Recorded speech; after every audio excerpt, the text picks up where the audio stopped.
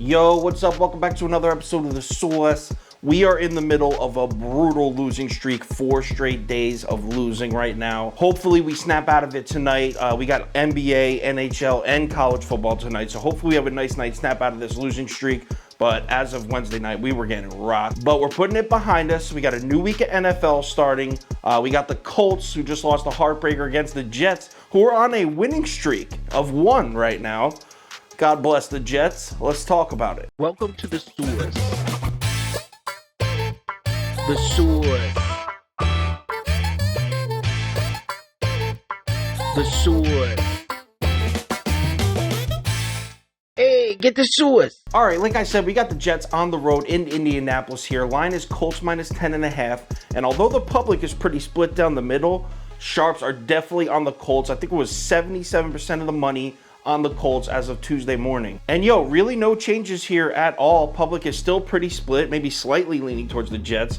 Money's still 78% on the Colts as of Wednesday night, and we're still looking at Colts minus 10.5. So let's cap this game. If you subscribe to this channel, you already know the first step. We're running the numbers through the spreadsheet. According to the analytics, the line for this game should be Colts minus 8.54. So I guess a slight lean on the Jets there, like a 2-point lean on the Jets. All right, so let's run through a quick breakdown of this game, and I want to start with Colts head coach Frank Reich, coming off maybe his worst game ever as a head coach. What the hell was that? He handed that game to the Titans. In case you missed it, so Colts go up 14-0 early. They get the ball back.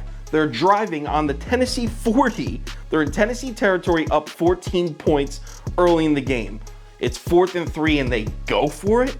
I mean, you could have kicked a long field goal or punt it, pin them deep. You're up 14-0. He just gift wrapped and handed the momentum back to the Titans, who then came right back and tied it 14-up. And then late in the game, the play everyone's talking about, the Carson Wentz pick 6 that everyone's talking about, everyone's blaming it on Wentz. Yo, are we not going to mention that Frank Reich ran a tight end screen from his own 4 with 1:20 left in a tie game? What the hell kind of a play call is that? Carson Wentz gets 51 pass attempts compared to only 16 carries by Jonathan Taylor. That's not the formula for winning football for the Colts. Colts have a solid defense and a great offensive line. You don't drop back to pass 51 times with Carson Wentz. All right, I'm sorry, this is not a bash Frank Reich video, but the reason that information is important is because he's going to overcorrect in this game against the Jets. You know he's going to be super conservative. He's going to run the shit out of the ball to Jonathan Taylor. His mistakes last week will give us a little bit of an indication to his game plan for this game, in my opinion. So as far as the Colts offense in this game goes, we can expect conservative, run heavy, which is most of the reason why I'm on the under at 46, but we'll get to that later. Also, let's not let that one game take away from what the Colts have been doing lately. They're definitely playing some pretty good football. In fact, if Frank Reich didn't blow that game, they would have won 3 in a row and 4 of their last 5. Carson Wentz definitely looks better than he did earlier in the season, that's for sure. I know he still has a ways to go, but he definitely looks better. Everyone can agree with that. So what do we think about their matchup on Thursday Night Football against the Jets? The Jets, man. Mike White, 37 of 45, 405 yards and 3 touchdowns in his first career start. Who the hell does that? Who puts up numbers like that in their first career start? Mike White, that's who. Now, what I want to know about Mike White and that game is how much of their success through the air was Mike White just being amazing and making great plays, and how much of it was the Bengals defense in the biggest flat spot of all time. You got at Jets pinned in between the 2 biggest games of the season for Cincinnati. Bengals defense has been good as hell all year, especially against the run.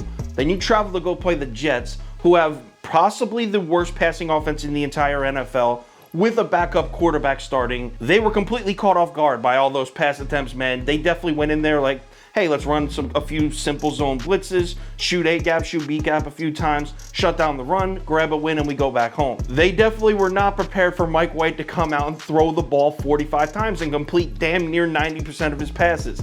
Not prepared. Can we expect to see this again? Because this is kind of a flat spot for the Colts. Their season just kind of ended. I mean, mathematically, they're still alive, but that loss against the Titans really was a blow to the hopes of the Colts as far as winning the division or making the playoffs. So are you going to see it again? The Jets offense against another defense caught off guard? No, probably not. I mean, obviously this team's going to be prepared for that. They have film from last week. I'm sure the Jets offense is going to be improved. They come in with some confidence. It's going to be better than the Jets offense we've seen all year. but I'm not going to sit here and be like, yeah, Mike White's definitely good for another 400 in this game. That'd be just crazy. So what are we betting? Well, before I make my pick, I'm actually going to bring on the Prop Beaver in his first ever appearance to give you his prop of the game. It's the Prop Beaver. All right, guys, I'm the Prop Beaver, and I'm here with your top prop plays for Thursday night's action. Let's go ahead and get into some Indianapolis Colts here. T.Y. Hilton is out in this bowl game, and because of that, Michael Pittman, the leading receiver in targets, 25% of the target share, has a lot of emphasis on him in this one. But the thing that we need to think about here is Bryce Hall is going to be covering him, and I'm not talking no TikTok Bryce Hall. I'm talking about the Bryce Hall that shut down Jamar Chase last week for 3 catches, 32 yards, and a touchdown, his season low. If Pittman struggles similarly, then the Colts are going to have to look for other options to move the ball upfield, and while Zach Pascal and Campbell, they're cute little options, Jonathan Taylor is the biggest playmaker in that offense, and they're going to want to get him the ball out of the backfield. If we look at what the Jets are doing against opposing running backs this year, they have been awful against the pass. In fact, the receiving total set for Jonathan Taylor is 17.5 in every single one of the Jets games this year. They've given up 17.5 or more yards to their opposing running back. Now, if we go ahead and we look at what they're giving up on average in terms of total yardage, we're talking about 78.35 yards per game. People, that is insane. Now, I know what everybody's thinking. Nyheim Hines is in this offense, and he is the 3-down back. But as of late, Nyheim Hines hasn't been receiving a lot of targets. I think in their last game, he got about 4 or 5 targets, maybe catches or something like that. But the problem is he didn't really do anything with the ball. And Jonathan Taylor, when he's getting the ball in his hands in open space, he's proven that he could be a force out there. In this game, I'm loving the total set at 17.5. If Jonathan Taylor plays up to his abilities, then he should fly over this total. I love it at 17.5. And hey, I think there's another great play here as well. Jonathan Taylor is averaging 2.6 receptions per game, but the Jets are giving up 8 receptions per game to the running back position.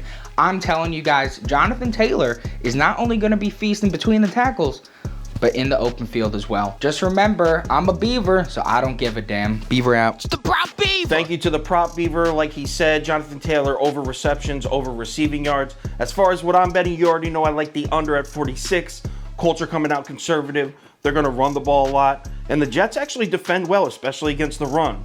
Definitely like the under at 46. As far as picking a side, I mean, shit, man. I actually have the Colts winning this game by 10. So I guess at 10.5, I'll take the Jets. Definitely don't love it. Definitely will not be anything more than a half unit. We'll probably put a full unit on the under, to be honest. But yeah, I'm going to bet. Give me the Jets plus 10.5. And I can't believe I'm betting the Jets publicly on YouTube right now. But this is the place we're at in this season. Final ticket will be posted on KyleKirms.com around 5 o'clock p.m. Eastern time. It'll have every single bet I'm making for every single sport posted right on the website, 5 o'clock p.m. Eastern time. Also, if there's any last minute changes, crazy injury updates, money shift, line movement, anything like that, I will definitely put it on my Twitter, Instagram story, and Facebook. So make sure you check one of those 3 platforms before you place your bets. NFL Week 9 is here. We are already in Week 9, Thursday Night Football. Let's continue to be conservative and snap this losing streak, man. It sucks. Let's make some money. I'll talk to you on Twitter.